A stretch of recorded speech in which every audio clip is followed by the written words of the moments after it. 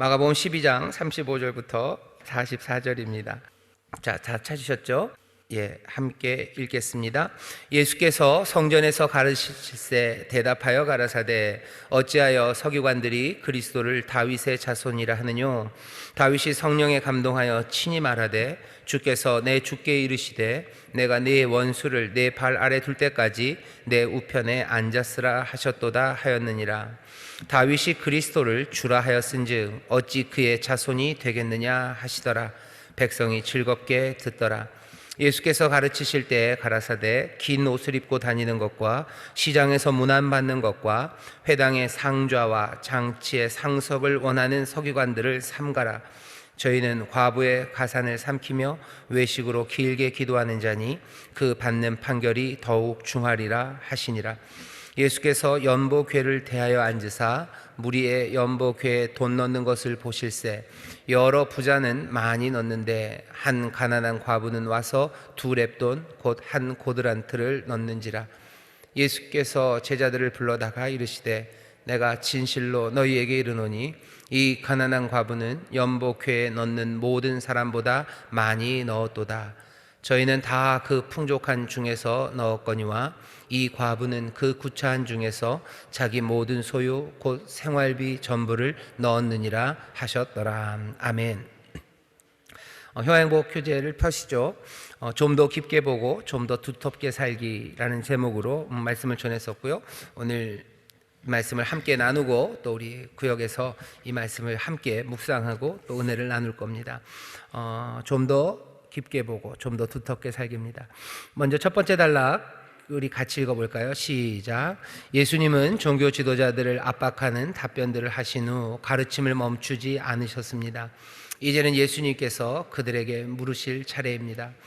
예수님은 서기관들에게 다윗의 자손에 관한 질문을 하셨습니다. 메시아는 정확히 누구인가? 우리는 메시아에 대해 뭐라고 말할 수 있는가? 예수님은 서기관들이 메시아를 다윗 왕의 자손으로 인정했음을 지적하셨습니다. 다윗이 성령의 감동을 받아 시편 110편을 직접 썼을 것이라 봅니다. 여기서 다윗은 자기 자손을 내 주라고 불렀습니다. 메시아가 하나님이 아니라면 이것이 어떻게 가능한가? 예수님은 물으셨습니다. 즉 예수님의 질문 구성의 논리는 이렇습니다. 다윗은 자기 자손을 메시아 내 주라고 불렀다. 다윗은 하나님을 내 주로 불렀으므로 다윗은 메시아를 하나님과 동등한 존재로 보았다. 예수님의 논리와 수수께끼와 같은 질문에 서기관들이 아무 말도 못하였습니다. 그들은 신학에 박식하였으나 좀 더 깊게 보지 못하였습니다. 그들의 지식이 짧아서가 아닙니다. 그들은 메시아를 사모함으로 더 깊게 보지 않았기 때문입니다. 네, 거기까지요. 예수님이 지금 여기 질문을 통해서 하려고 하시는 건요, 서기관들이나 너희들이 생각하는 그 생각이 뭐가 좀 부족하고 잘못됐다는 걸 가르쳐 주려고 하는 거예요. 왜냐하면 여기 서기관이나 바리새인 아니면 대제사장들 모두가 다 자기들이 생각하는 그리스도가 있어요. 그런데 예수님은 그 그리스도에 부합하지가 않습니다. 그러니까 예수님을 버리고 밀어내는 거죠. 예수님 말씀하시려는 니들의 생각 그거 아니다. 좀 더 깊게 보고 그리고 또 하나님의 말씀에 더 귀를 기울인다면 여기 오신 예수가, 여기 있는 이 예수님이 그리스도요 하나님의 아들인 것, 그 복된 소식을 알 텐데 라는 게 밑에 깔려 있습니다. 마가복음 1장 1절에 보면 그렇게 되어 있죠. 복음의 시작은 어떻게? 하나님의 아들 예수 그리스도 복음의 시작이에요. 예수가 바로 그 땅에 오신 바로 그 예수님이 그리스도, 기다렸던 메시아고, 이 메시아는 그냥 사람 메시아가 아니라 하나님의 아들이 오셨다는, 어쩌면 더 놀랍고 복된 소식입니다. 그냥 이게 순서대로 되는 거예요. 예수라는 사람이 있다는 것도 복된 소식입니다. 왜죠? 예수님이 멋지셔요. 세상에 멋진 사람이 있다는 건 꽤나 좋은 겁니다. 물이 이만큼이 있는데요, 그 중에 아주 맑은 물 한 컵이 들어가면 그 맑은 물이 바깥에 있어도 좋고, 사실은 그 맑은 물이 그 물에 들어가도 사실은 나쁘지 않아요. 온 세상의 플러스죠. 예수라는 사람이 있다는 것도 사실은 복입니다. 그것도 복된 소식이에요.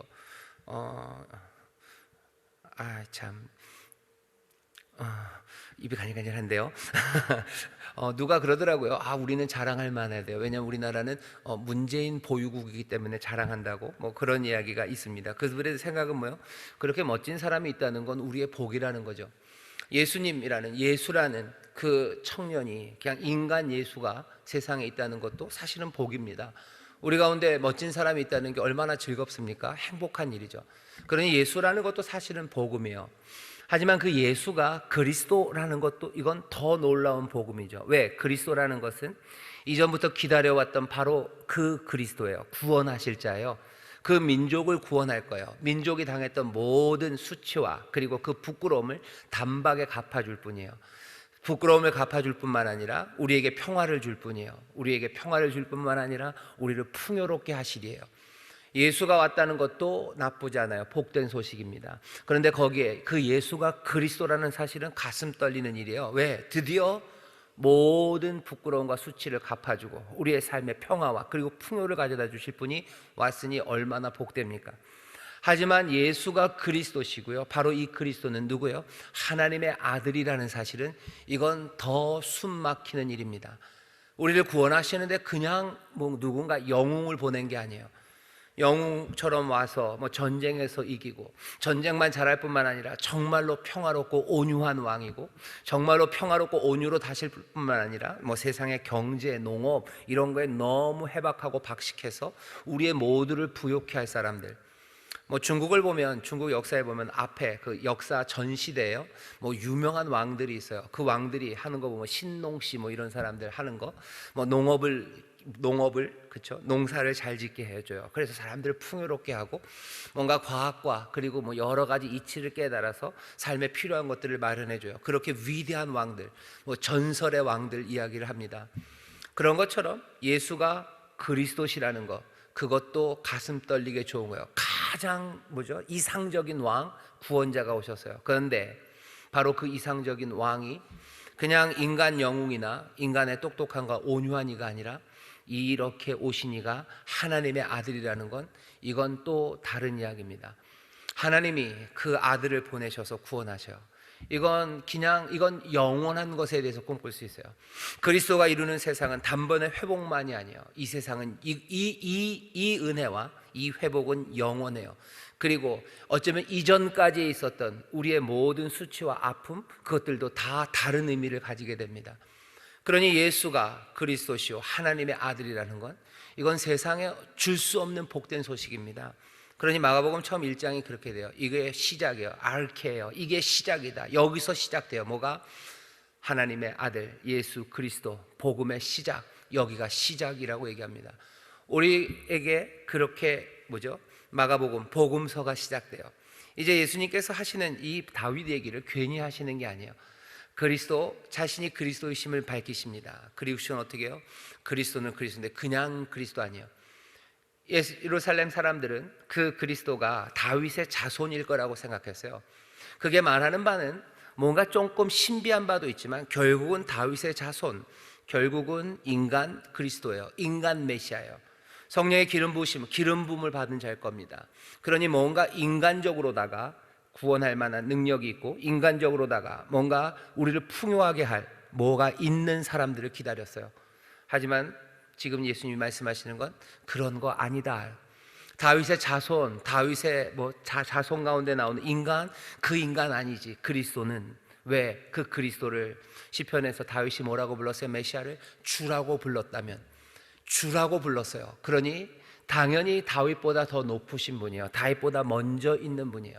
그 얘기는 너희들이 가졌던 메시아 그리스도는 다윗의 자손 중에 인간 누구로 온다는 생각, 그 생각 잘못된 거다라고 지금 이야기를 해주시고 사람들은 그 얘기를 듣고 즐거워합니다. 왜? 더 즐겁죠. 그냥 사람 그리스도가 아니라 이건 주가 정말로 오셔서 구원하신다는 게 더 즐거워요. 그리고 또 서기관들이 가르치고 사람들이 가르쳤던 것, 그 사람들이 틀렸다고 얘기하니까 또 즐겁기도 해요. 그러면서 즐거워하는 이야기가 지금 오늘 본문에 예수님께서 다윗의 이야기를 하신 이유입니다. 다윗의 자손이지만 다윗의 주예요. 이 얘기는 뭐예요? 그리스도를 더 깊이 생각하기를 바라는 겁니다. 피상적인 이야기에 만족하지 말라는 겁니다. 사람들이 이렇다 저렇다라고 그리스도에게 얘기했어요. 하지만 잘 봐라 하는 거죠. 말씀을 좀 더 잘 보고 깊이 묵상한다면 그리스도가 누군지 너희들이 잘 알 텐데입니다. 오늘 우리는 이 말씀을 보면서요, 이 말씀을 보면서 적어도 예루살렘에 있던 그 당시 사람들보다는 그리스도에 대해서 더 잘 압니다. 더 잘 알아요. 하지만 그 사람들이 그랬던 것처럼 우리도 지금 그리스도를 피상적으로 알 수 있습니다. 아, 예수님 하나님의 아들이에요. 예수님이 그리스도셔요. 예수님이 메시아세요 라고 알아요. 전엔 몰랐던 걸 우리가 알죠. 하지만 그것도 피상적으로 알 수 있어요. 그냥 그게 끝이에요. 그리스도가 하나님의 아들이라는 사실이, 그리고 예수님이 그리스도라는 사실이 도대체 무슨 의미인지 사람들이 생각하지 않습니다. 그리고서는 이 사람 저 사람이 얘기하는 대로 그냥 고개를 끄덕끄덕 거립니다. 그 중에 하나가, 우리 성도들은 좀 아닌데, 우리 성도들은 그렇게 생각하지 않으시는데, 지난주 설교의 내용입니다.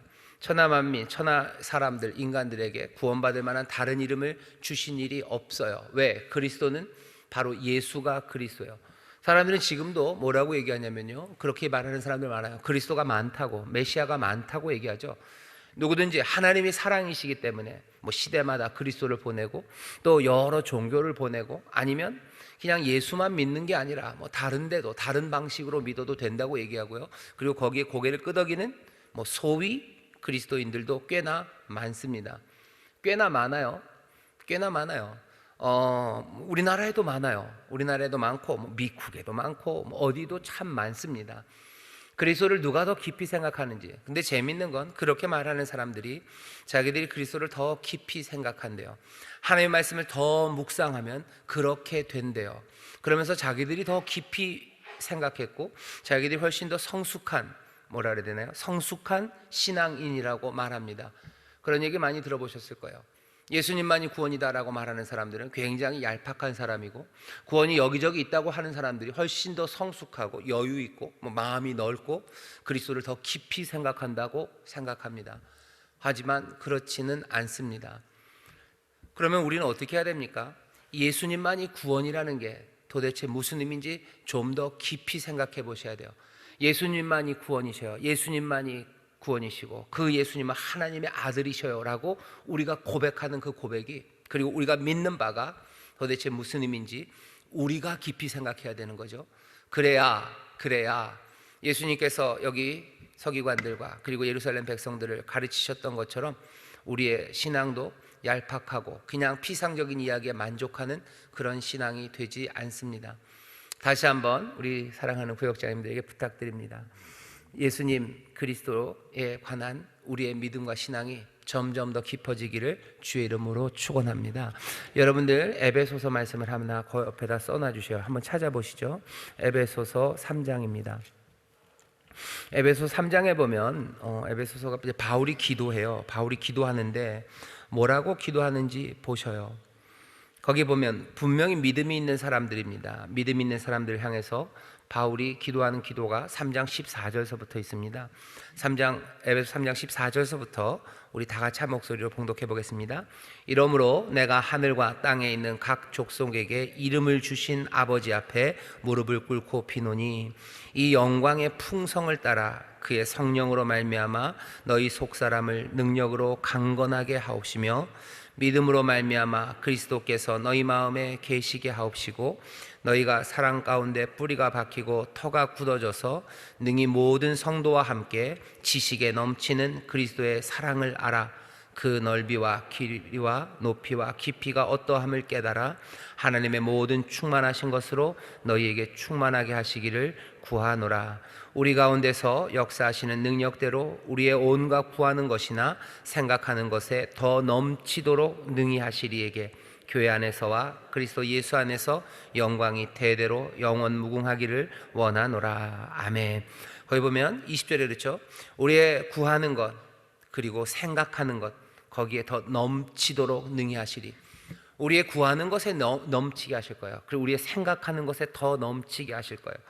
사랑을 알아가는데, 그리스도의 사랑을 아는데 그 넓이와 길이와 높이와 깊이가 어떠함을 깨달아 하나님의 모든 충만하신 것으로 너희에게 충만하게 하시기를 구하노라. 그 깊은 사랑을 깨달아가면서요, 그 사랑으로 충만해져 갑니다. 반대로 하면요, 그 사랑을 알아가는 것은 그 사랑에 충만할 때 알아갑니다. 이 둘이 왔다리 갔다리 해요.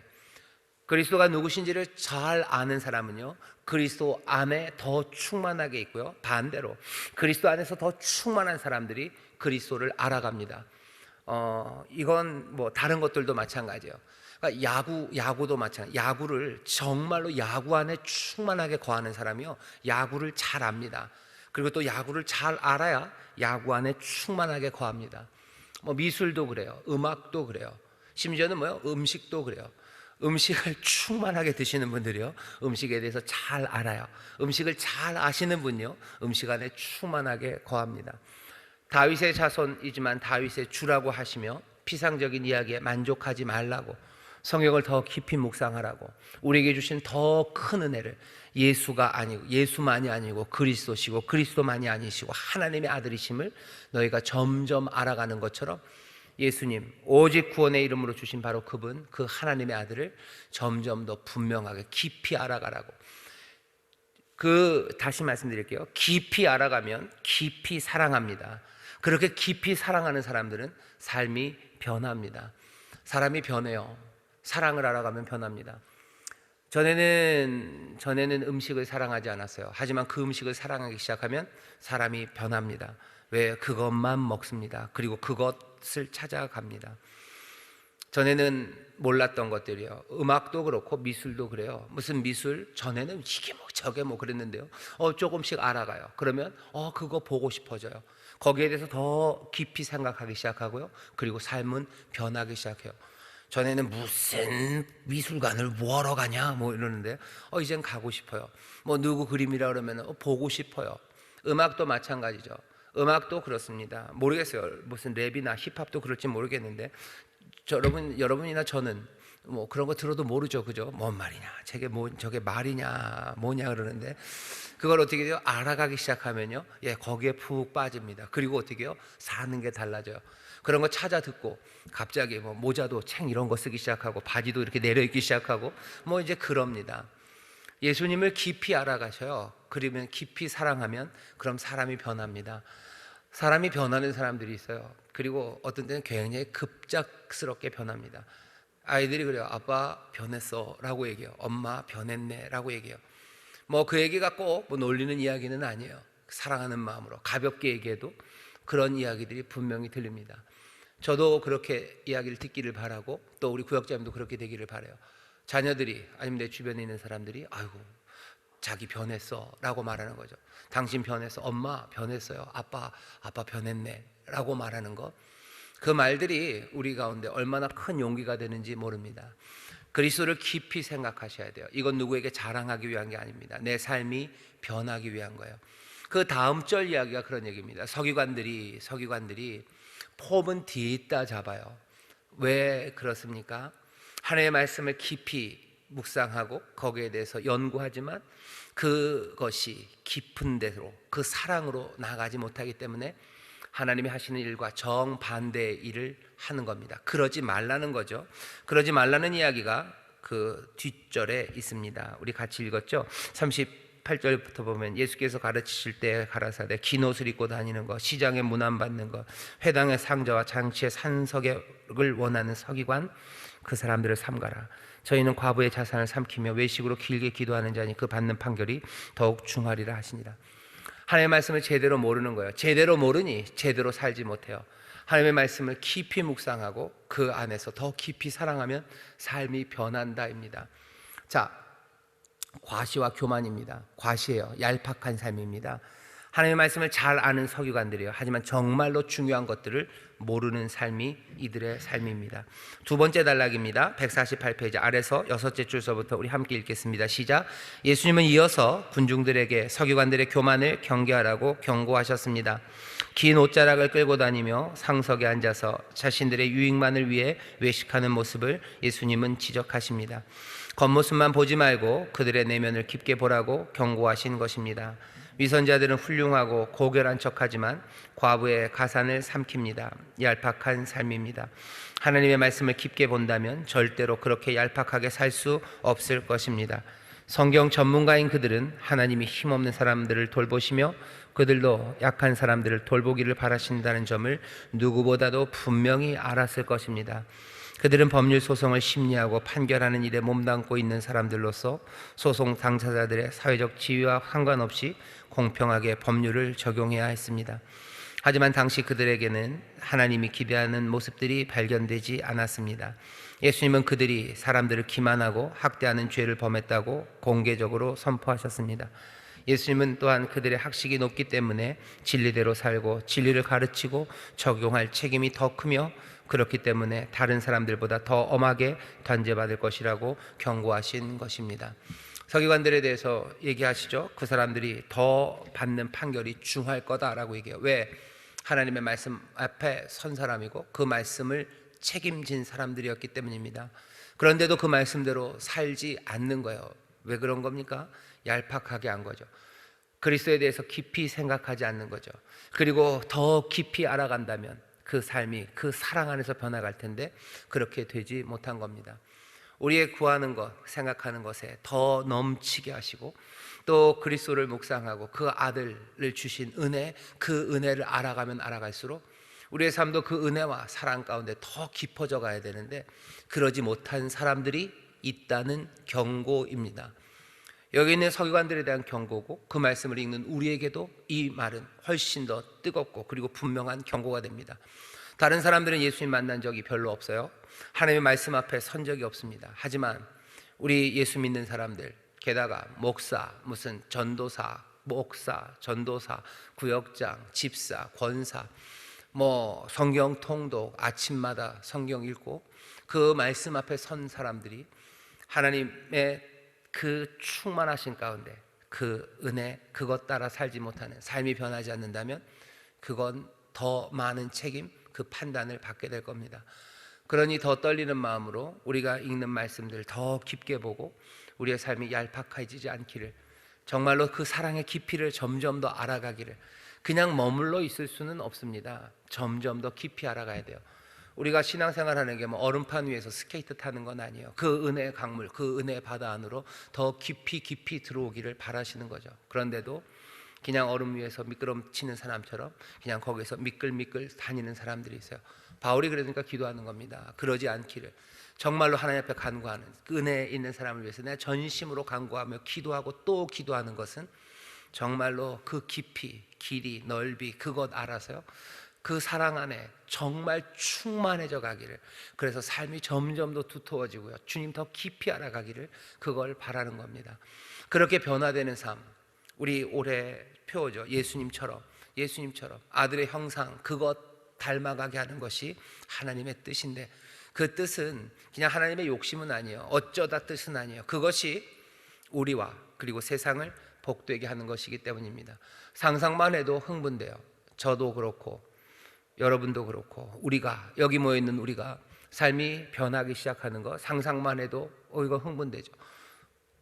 아까 말씀드린 거, 자녀들이 엄마 변했다고, 아빠 변했다고 말할 정도로 다른 방식으로 나쁘게가 아니라 여기 말씀하시는 것처럼 그 말씀 안에서 더 깊이, 사랑 안에서 더 깊이, 은혜 안에 더 깊이 들어가서 변해가는 삶들, 말하는 것 달라지고, 걷는 것 달라지고, 가는 것 달라지고, 내가 하나님 앞에 구하는 것들이 달라지고, 하나님 앞에 찬송하는 게 달라지고, 내가 섬기는 게 달라지고, 내가 내 이웃을 대하는 게 달라지고, 내 남편을, 내 자녀를 대하는 게 달라지는 것, 그것이 얼마나 아름답고 그리고 놀랍습니까?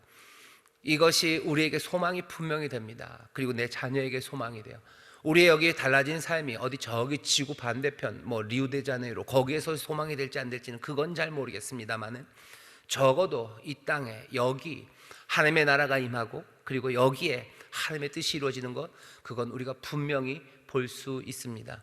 왜 이 소망을, 그리고 왜 이 꿈을 그냥 아무것도 아닌 것처럼 버립니까?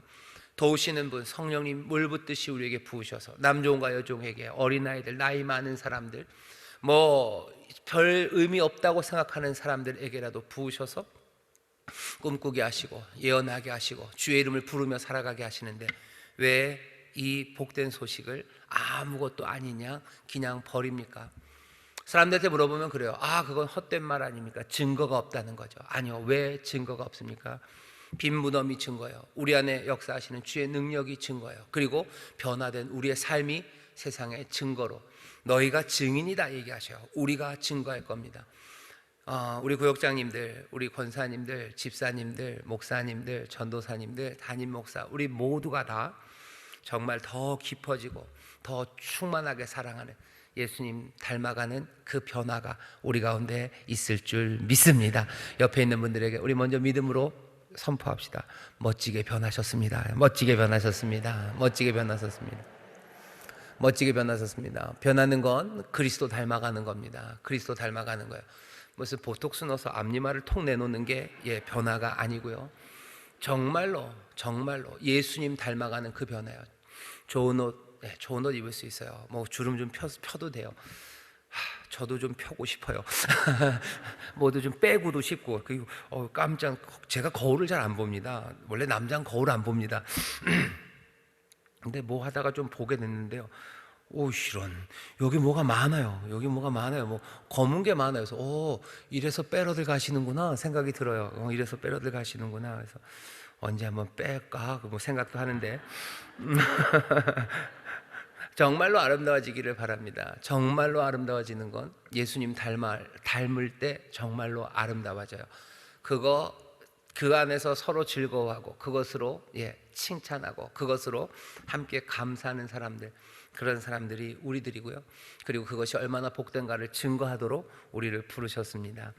이 사람들, 서기관들은요, 과시해요. 그리고 교만합니다. 이 사람들은 얄팍한 사람들이에요. 정말로 중요한 것이 뭔지 모릅니다. 중요하다는 말이 아마 그런 뜻일 겁니다. 제가 이걸 하면서 정말로 무거운 게 뭔지 몰라요. 정말로 삶에 무게 있는 삶이 뭔지 모르고요. 정말로 필요한 게, 정말로 있어야 될 게 모르는 것, 그것이 중요한 걸 모르는 삶입니다. 내 삶에 가장 무거운 것, 무겁다는 게 몇 번을 말씀드렸지만 카베드예요. 카베드, 공경하다, 예배하다, 거기에 쓰여진 카베드라는 말, 그 말 어근 그 앞쪽으로 가다 보면 무겁다는 뜻이 있어요. 하나님을 공경하고 부모를 공경한다는 건 무겁게 여긴다는 겁니다. 이건 흔들리지 않아요. 옮길 수 없어요. 사람들은 예수님이 가벼우니까 그 돌을 버리는 거죠. 이건 버릴 수 없어요. 왜? 이건 너무 무겁기 때문이에요. 인생에서 가장 무거운 게 뭔지, 움직일 수 없는 게 뭔지, 그리고 가장 필요한 게 뭔지, 그것들을 모르는 사람들, 그 사람들은 얄팍한 사람들이에요. 그러니 그냥 아무렇게나 버리고 아무거나 가져오고 그렇게 하죠. 여기 있는 이 서기관들, 과시하는 사람들, 교만한 사람들, 정말 중요한 게 모르는 사람들, 이 사람들은 윗자리에 가는 게 중요하다고 생각합니다. 윗자리에 가서 존경받고 윗자리에 가서 인사받고 그게 중요하다고 생각해요. 하지만 그게 중요한 건 아니죠. 그게 중요한 건 아니죠.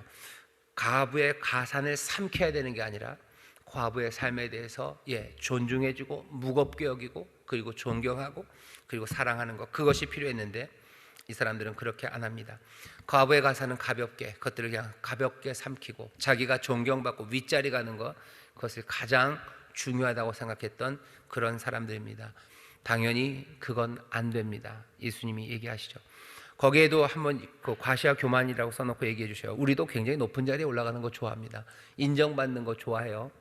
인정받는 방식만 조금 바꿨을 뿐이에요. 예전에는 그러니까 인정받는 방식이 달라졌어요. 예전에는 돈 많은 사람, 아니 힘센 사람이 존중받았어요. 하지만 요즘은 그게 좀 바뀌었죠. 그리고 사람들은 여전히 그 존중받는 자리에 가려고 합니다. 뭘 보면 아냐면 요즘은 수능 보죠. 수능 보고 학교 성적 봐요. 예전에는 사관학교가 꽤 높았습니다. 그러니까 왜냐하면 군인이 존중받았어요. 군인이 힘이 있었어요. 아니면 법관들 이런 사람들 되려고 했어요. 그러다가 조금 바뀐 게 잠깐 과학 내지는 과학, 경제 이런 게 좀 수능 학력고사 카트라인이 제일 높았어요. 그러다가 요새는 의대입니다. 요새는 의대요. 뭐가 됐든지 의대에 가야 돼. 의사를 하는 이유는 무슨 인수를 베풀고 그런 것 없어요. 그것 때문에 그런 거 아니에요. 가장 안정적인 전문직이에요. 가장 안정적인 전문직이고 뭐가 보수가 다른 데보다 평균적으로 훨씬 더 높아요. 안정적이고 보수가 높고 그리고 자기가 할 수 있는 데까지 할 수 있는 직업, 그렇게 갑니다. 그리고 그렇게 되는 사람들을 존중하고 그런 사람들 부러워하고 그리로 올라가려고 해요. 요즘은 또 바뀌었죠. 무슨 연예인들 아니면 여러 가지로 칭찬받는 방식들, 인스타그램, 좋아요, 파워 블로거, 인플루언서, 무슨 유튜버 이런 쪽으로 사람들이 인정받아요. 그러니까 또 그쪽으로 아이들이 또 갑니다. 결국은 뭐죠? 그 대상들 가는 곳만 달라졌지 결국은 다 똑같아요. 다 위로 올라가려고 위 인정받고 싶어하는 거 그게 있습니다. 윗자리에 앉는 게 인정받는 거면 윗자리에 또 뭐 여러 방식으로 그 자리가 무엇이 됐든지 이름표만 달라붙을 뿐이에요. 사람들은 위로 가려고 합니다. 예수님은 그렇지 말라고 얘기하시는 거죠. 서기관, 그건 얄팍한 삶이에요. 왜? 그리스도가 우리에게 전하는 삶은 그런 삶이 아니기 때문입니다. 예수님께서 높은 자리로 가지 않으셨어요. 바울이 그러죠. 이 마음을 품어라. 예수 그리스도의 마음이다. 자기를 비워서 사람의 형체, 종의 모습을 가지고 죽기까지 순종하시고, 바로 그런 일을 하나님이 높이시고 권세를 주시지 않냐. 그러니 너희들 그 마음을 품으라고 얘기합니다. 과시와 교만, 이건 얄팍한 삶이에요. 사람들이 존중한다고 해도 그건 마찬가지입니다. 하지만 우리도 그게 뭐가 됐든지 간에 다른 이름표를 붙이고 높이 가려고 합니다. 이 생각들을 접어내셔야 돼요. 그 방법은 다른 것 없습니다. 정말로 중요한 거 더 깊이 있게 생각하고 더 두텁게 살기를 소망할 때 높이 올라가려는 그 얄팍함, 그런 것들을 버리고 정말 중요한 것, 정말로 참 생명을 붙잡고 살아갈 수 있습니다. 다시 한번 우리 가운데 과시와 교만에 대한 이야기를 잘 생각해 보시고, 내 삶이 그리고 내 자녀들의 삶이 정말로 중요한 것을 중요하게 여기는, 하나님을 공경하는 그런 겸손과 그리고 사랑의 삶이 되기를 사모하는 우리 모두가 되기를 주의 이름으로 축원합니다. 과시와 교만, 그건 아닙니다. 자, 마지막 단락 우리 같이 읽겠습니다. 시작. 깊게 볼 수 있는 사람들은 두텁게 살 수 있습니다. 그러나 깊게 볼 수 없는 사람들은 얄팍하게 살 수밖에 없습니다. 애석하게도 우리는 얄팍한 사람들입니다. 남들의 시선에 감정이 흔들리고 좌우됩니다. 유혹 앞에 서기관들과 같이 모르는 척 얄팍하게 생각하고 진리를 외면하는 사람들입니다. 그러나 우리의 삶을 살피시며 누구보다도 더 깊게 우리의 마음의 중심을 보고 계시는 주님이 우리를 도우시면 우리는 깊고 두터워질 수 있습니다. 우리의 얄팍했던 걸음들이 이제는 묵직하고 두텁게 걸어갈 수 있습니다. 외식되고 교만한 삶을 밀어내고 겸손의 왕 예수 그리스도의 진리만을 마음으로 받아오십시오. 우리는 이미 알고 있는 것을 삶으로 풀어내지 못하는 서기관들과 같이 되지 않아야 할 것입니다. 아멘. 진리를 따라 살아가는 것, 예수님 따라 살아가는 것, 얄팍하게 피상적으로 가지 마시고 더 깊이 살아가는 가운데 주님을 아주 묵직하게 그렇게 따라가기 시작하십시오. 그러면 우리의 삶이 바뀝니다. 내 과거와 내 현재가 바뀔 뿐만 아니라 세상과 다른 삶을 살아갈 수밖에 없습니다. 왜냐하면 따르는 것이 다르기 때문입니다. 그 사람들은 안타깝죠. 그들도 우리와 같이 되기를 바라요. 하지만 그냥 단면을 잘라놓고 보면 그들이 따르는 이들과 우리가 따르는 이들이 다르니 가는 길이 다를 수밖에 없습니다. 더 묵직하게 그리고 더 두텁게 더 깊이 있게 그렇게 살아가는 예수님의 사람들, 하나님의 자녀들 되어야 합니다. 우리는 세상이 뭐라고 우리를 부르든지 간에 우리에게 이름을 주셨어요. 아까 바울이 에베소서 3장에서 기도하죠. 우리에게 이름을 주신 하나님께 기도한대요. 우리에게 이름을 주셨어요. 어떤 이름입니까? 전에는 죽을 자, 아니면 이방인, 아니면 죄인, 어떤 이름으로 불렸건 간에 이제 우리에게 새 이름을 주셨는데, 우리에게 주신 새 이름, 하나님의 자녀라는 이름이에요. 구원받은 자라는 이름이에요. 그리스도 안에서, 한 사람 안에서 이제 한 사람이 된 그 이름을 우리에게 주셨어요. 우리에게 이름을 주시니, 그러니 우리에게 새 삶을 주시니 우리가 걸어가야 되는 그 묵직한 걸음으로 걸어갈 수 있도록 빛과 그리고 부르심으로 우리를 부르시느니 그분을 따라서 우리는 걸어갑니다. 그 일로 서로 격려해 주셔요. 서로가 아니면, 우리 서로가 아니면 격려할 땅의 사람은 없습니다.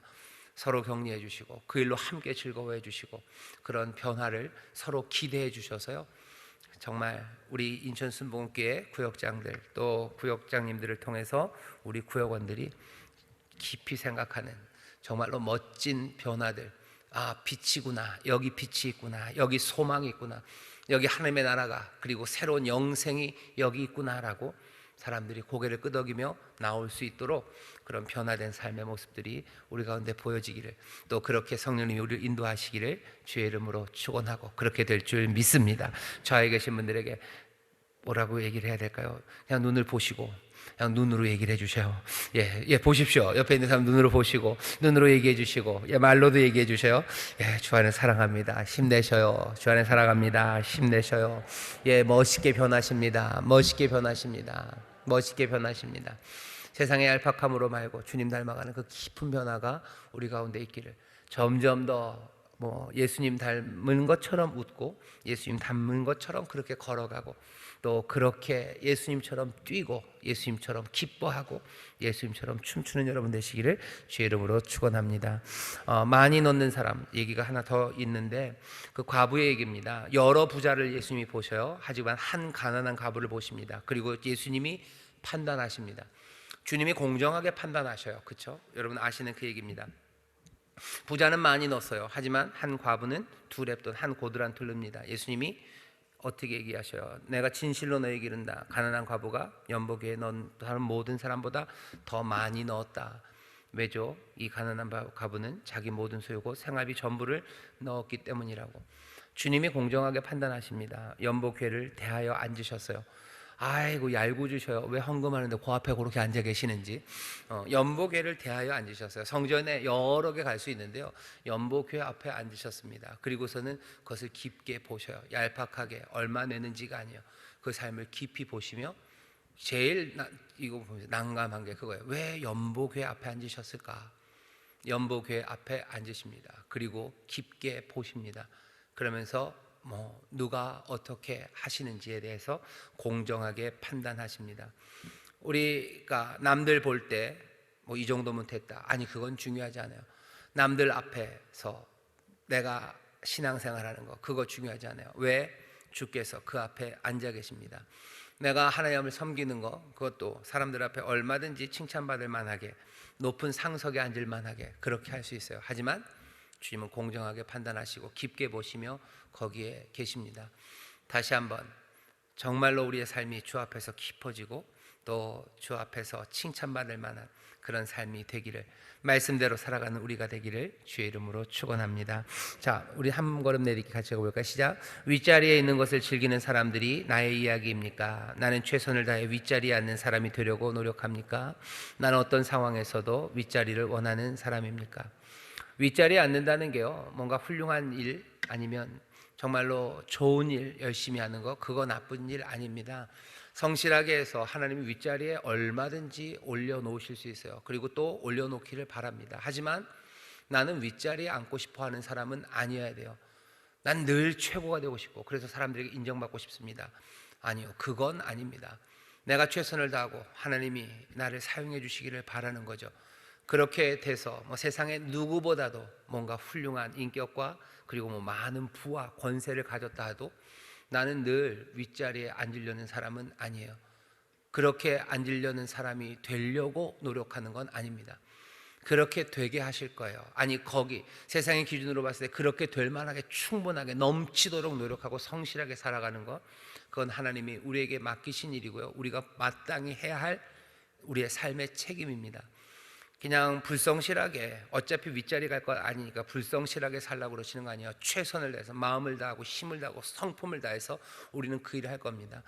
그래서 그렇게 얻게 되는 거, 하나님이 가져다 주신 거, 거기에서 난 가장 겸손하게 내게 주신 은혜로, 또 내게 주신 힘과 능력과 그 은사로 교회의 유익을 위해서요. 교회라는 게 교회 헌금, 아니, 교회라는 건 그리스도의 몸입니다. 그리스도의 뜻이 이루어지는 그 일에 내 삶을 그 유익을 위해서 내어드리면 돼요. 내가 가진 게 두 랩돈 한 고드란트면 그 한 고드란트 드리면 돼요. 하나님이 나에게 주신 게 한 고드란트가 아니라 수억의 달란트를 나에게 주셨다면 나는 그거 드리면 됩니다. 내가 윗자리에 있는 거 즐겨 천만에, 그러면 안 됩니다. 내 자녀도 그래야 돼요. 여러분들 자녀들은 좀 나는 윗자리 안 가도 내 자녀들은 윗자리로 올라가서 늘 대접받았으면 좋겠다. 아마 그 생각이 변할 때 아마 자녀들이 여러분들에게 엄마가 변했다고 얘기할 겁니다. 윗자리에 있는 것 즐기는 사람, 그것 아니고 최선을 다합니까? 예, 최선을 다합니다. 하지만 내가 윗자리에 가려고 최선을 다하는 건 아닙니다. 어제였죠. 누구죠? 윤여정 씨가 뭐 이런 얘기를 했더라고요. 어떻게 뭐 제목만 봤습니다. 뭐 자기는 최고가 되고 싶지 않대요. 자기는 최중이 되고 싶대요. 그래서 그냥 길고 오래 가겠다는 얘기인지 기사를 안 읽어봐서 제가 잘 모르겠지만 최고가 되려고 하는 사람들이 있어요. 높은 데 가려고 하는 사람들. 그래서 내가 존중받고, 나는 사람들에게 존중받고 싶다. 사람들에게 인정받고 싶다. 난 그래서 윗자리 가고 싶다. 그건 뭐라고 누가 얘기를 하든 예수님이 우리에게 가르치시는 방법은 아닙니다. 최선을 다해야 되냐? 예, 최선을 다해야 돼요. 얼만큼? 예, 생명을 다해서요. 나를 부르신 부르심에 그 거룩함과 의를 향해서 주님 따라 내가 걷는 길 최선을 다해서 걸어갈 겁니다. 나에게 주신 재능과 은사 그것 따라서 내가 할 수 있는 가장 선한 것, 귀한 것, 그 모든 것들을 내어놓을 겁니다. 하지만 남들보다 윗자리에 가고 상석에 앉기 위해서 그렇게 하는 것, 그건 하나님의 방법도 아니고 우리를 부르신 부르심도 아닙니다. 그 일을 구별해내기 시작하고 거기에 대해서 깊어지기 시작하는 사람들, 그래서 두텁게 살기 시작하는 사람들, 그 사람들이 예수님 닮은 사람들이고, 제가 분명히 말씀드립니다. 우리의 생각이 그렇게 변하고 우리의 삶이 그렇게 변화된 길을 걸어갈 때 분명히 얘기합니다. 사람들이 변했다고, 다른 사람 같다고, 뭐 더 좋은 말로 하면 얼굴에서 빛이 난다고, 행복해 보인다고, 평안이 있다고, 하나님의 아들, 딸답게 살아간다고 함께 말할 수 있는 그런 삶이 됩니다. 이건 내가 어디에 이르렀든지 마찬가지입니다. 어느 위치에 갔든지 마찬가지입니다. 두 렙돈을 하나님 앞에 드려도 하나님께서, 내가 뭐 30달란트를 드려도 하나님께서 또 사람들 앞에 정말 하나님의 빛으로 그리스도의 사람으로 서게 됩니다. 이 삶을 함께 누리는 우리 모두가 되기를 주의 이름으로 축원합니다. 하나 해결해야 되는 문제가 있어. 위로 안 가면요 무시당합니다. 이거 극복하셔야 돼요. 같이 읽어볼까요? 시작. 무시당하는 아픔을 맛보신 적이 있으십니까? 그 아픔에 대한 당신의 반응은 무엇이었습니까? 예수님은 어떻게 하셨는지 돌아보고 주님을 따르는 삶에 대해 이야기를 나누어 봅시다. 무시당하면요 이를 악물게 돼요. 그리고 올라가야 된다고 생각합니다. 그게 어쩌면 우리에게 닥치는 시험입니다. 무시당했을 때 이거 참 어렵습니다. 무시당하면 뭐 자존심이 강하신 분들이 많으시죠. 그리고 그 자존감이 없으면 안 돼요. 하지만 무시당했는데 그 자존심 때문에 어쩔 줄 모르고 이걸 어떻게 해결해야 될지 몰라요. 그때 바로 그때가 주님 보십시오. 주께서 무시당하시죠. 비어 오셨기 때문에 무시당하셔요. 아프셔요. 하지만 적어도 그 삶이 평안이 없는 삶은 아니에요. 무시당하고 어려운 가운데도 평안과 기쁨을 누리십니다. 어떻게 그렇게 된 거예요? 왜 그런 거예요? 내 삶이 나를 위한 것이 아니라 내 아버지가 나를 부르신 그곳을 향해서 내가 순종으로 가는 것, 그것이 내 삶이다 라고 믿으셨고 그 길을 가셨고, 무시당하고 그리고 모멸을 가져다주는 모든 사람들, 그것들을 잠시 당하는 고난이라고, 주의 길, 아버지의 길을 따라가는데 내가 감당해야 될 거라고 생각하고, 또 오히려 용서하고 그리고 축복하고. 여러분 속으로 말도 안 돼. 아니요, 말이 아직은 안 되지만 주 안에서 말이 되게 하실 줄 믿습니다. 그게 말이 되는 거예요. 왜? 말씀이 오셔서 그렇게 걸어가셨기 때문이요. 그게 말이 되는 길입니다. 무시당하는 아픔 올 때 얼마나 아픈지 압니다. 진짜 그건 아파요. 그것도 게다가 내 자녀 앞에서 무시당할 때, 와, 그건 진짜 뭐 정신 없을 것 같아요. 그러면 아마 그러고 그런 일이 있으면 수명이 한 4년 5년은 줄 것 같습니다. 가끔가다 신문 같은 데나 뭐 방송 보면 그런 거 나오죠. 뭐 아이들 있는 데서 뭐 얻어맞는 뭐 아버지들, 엄마들, 뭐 차에 탔는데 와서 뭐 애들 뒤에 있는데 막 때리고 가고. 그러면 그 엄마 아빠는 어떻게 삽니까? 그거는 진짜 힘들 거예요. 진짜 힘들죠. 무시당하는 아픔이 그렇게 뭐 단번에 한 대 맞고 욕 먹고 그것만도 아니에요. 이게 긴 뭐 가난, 아니면 또 경제적인 어려움, 그것 때문에 무시당한 아픔들, 이거 정말 힘듭니다. 이건 하나님이 분명히 갚으셔요. 전 분명히 믿습니다. 그 아픔이 얼마나 깊은지 아시기 때문에 하나님의 사랑하는 자녀들이 당한 그 아픔에 대해서 하나님이 그냥 지나가시지는 않습니다. 절대로 잊지 않으실 거예요. 갚는 거, 신원하시는 것은 하나님이 신원하실 겁니다. 무시당하는 아픔, 그 아픔을 맛보셨을지라도 다시 한번 바로 그때 예수님 생각하시고 예수님 어떻게 하셨는지 돌아보시고, 그리고 더 주 앞으로 가까이 갈 때 주님이 주시는 위로가, 내가 어떻게 상처를 내가 핥아서 어떻게 할 수는 없어요. 주님이 싸매주시고 주님이 만져주시고 주님이 채워주시는 평안이 우리 가운데 임해야 됩니다. 내가 내 상처를 어떻게 할 수 없죠. 이건 나를 무시한 그 사람이 어떻게 할 수가 있는 게 아닙니다. 하나님이 주시는 평안, 위로, 또 그 가운데서 더 우리의 삶을 깊이 만드시고 더 아름답게 만드신 하나님의 역사, 그 역사를 보셔야 됩니다. 성령님이 이것들을 기억하게 하셔야 돼요. 성령님이 이것들을 기억나게 하셔야 됩니다. 그러니 성령 충만하다는 건 그런 뜻이에요. 나를 기념해라, 나를 기억해라, 나를 기억해라요. 무시당할 때 성령님이 우리에게 주시는 말씀이요, 주님을 기억해라, 나를 기억해라 라고 하시는 그 말씀 가운데 참된 위로를 받으시고 또 새롭게 삶을 추스리시고 또 하나님이 주시는 기쁨을 누리시기를 주의 이름으로 축원합니다. 기도하겠습니다. 하나님, 주님을 좀 더 깊이 보고 성령님 우리를 좀 더 주께로 가까이 인도하시사 우리 사랑하는 인천수목의 모든 구역장들이 더욱더 하나님 앞에 더 가까이 주와 함께 더 무겁게 기쁨으로 걸어가는 복된 이들이 되게 하여 주옵소서. 늘 성령의 충만으로 이 진리 가운데로 인도하여 주옵시고 늘 성령 안에서 이 사랑을 누리게 하여 주옵소서. 감사드리며 예수님 이름으로 기도하옵나이다. 아멘.